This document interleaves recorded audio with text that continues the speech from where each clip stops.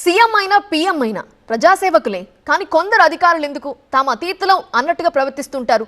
ప్రభుత్వ అధికారం అంటే సోషల్ మీడియాలో సొంత డబ్బా కొట్టుకోవటమా? అధికారం అంటే తనకు తాను హీరో బిల్డప్ ఇచ్చుకోవడమా? ఇచ్చిన బాధ్యతను సమర్థవంతంగా నిర్వహిస్తే సరిపోదా? దానికి సోషల్ మీడియా గ్లామర్ కూడా జత చేయాలా?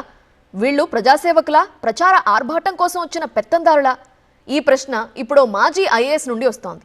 ఐడెంటిటీ క్రైసిస్లో కొట్టుమిట్టాడే ఓ బ్యాచ్ ఇలా తనని తాను ప్రొజెక్ట్ చేసుకునేందుకు అసలు పనిని వదిలేసి కొసరు పట్టుకుని ఊరేగుతున్నారంటూ ఓ పెద్ద విమర్శ ఇప్పుడు కొందరు అధికారులపై వస్తోంది.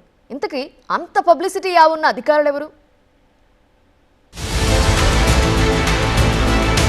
With great power comes great responsibility.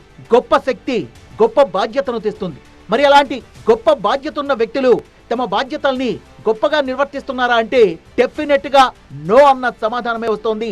కొంతమంది అధికారుల తీరు తెన్ను గమనిస్తే పబ్లిక్ సర్వెంట్స్ పని ప్రజలకు సేవ చేయడం, కానీ కొంతమంది పబ్లిక్ సర్వెంట్స్ లా కాకుండా పబ్లిసిటీకి సర్వెంట్స్ లా మారారన్న విమర్శలు పెద్ద ఎత్తున వినిపిస్తున్నాయి. ఈ మాట అంటున్నది ఎవరో కాదు, మాజీ ఐఏఎస్ లోక్సత్తా వ్యవస్థాపకులు డాక్టర్ జయప్రకాష్ నారాయణ. ఒక పదవి కోసం వెళదాము, అక్కడ గ్లామర్ ఉన్నది సినిమాల్లో చూపెడతారు. ఒక గొప్ప కలెక్టర్, గొప్ప ఐఏఎస్ ఆఫీసర్, లేకపోతే గొప్ప ఐపీఎస్ ఆఫీసర్ మరొకడు. ఈ పిచ్చి గ్లామర్ కోసం వెళ్ళబోకండి, ఎందుకంటే మూర్ఖత్వం మరొకట్లేదు. చాలా గట్టిగా ఘాటుగా కొందరికి చురకలంటించారు జయప్రకాష్ నారాయణ. పబ్లిక్ సర్వెంట్స్ అంటే ప్రజలకు సేవ చేసేవాళ్ళు, హీరోయిజాన్ని ప్రదర్శించే వాళ్ళు కాదు. అధికారులు అంటే అందరిలో ఒకరిగా మెలిగేవారు, అందరిలోనూ నేనొక్కడినే అనేవాళ్ళు కాదు. పబ్లిక్ సర్వెంట్స్ అంటే ప్రభుత్వానికి ప్రజలకు జవాబుదారీగా ఉండేవాళ్ళు, పెత్తనం చేసేవాళ్ళు కాదు, అలాగని వ్యక్తిగత ప్రాపకం కోసం పాకులాడేవాళ్ళు కాదు. కానీ కొంతమంది అధికారులు ఐడెంటిటీ క్రైసిస్ లో పడి వివాదాల్లోకి దూరి మరీ తమ ఐడెంటిటీని ప్రొజెక్ట్ చేసుకుంటున్నారన్న విమర్శలు తరచూ వినిపిస్తున్నాయి, కనిపిస్తున్నాయి. ఈ మధ్య కొందరు అధికారులు కూడా గవర్నమెంట్ లో ఉన్న వాళ్ళు, సుఖేంద్ర గారు మీరు ఉన్నారు లేదో, వాళ్ళు పెద్ద గ్లామరైజ్ చేస్తున్నారు. వాళ్ళ వెనకాల వీడియోలు అట, ఈ సోషల్ మీడియా అట. మరి మీరంతా ఎలా సహిస్తున్నారు నాకు అర్థం కాదు.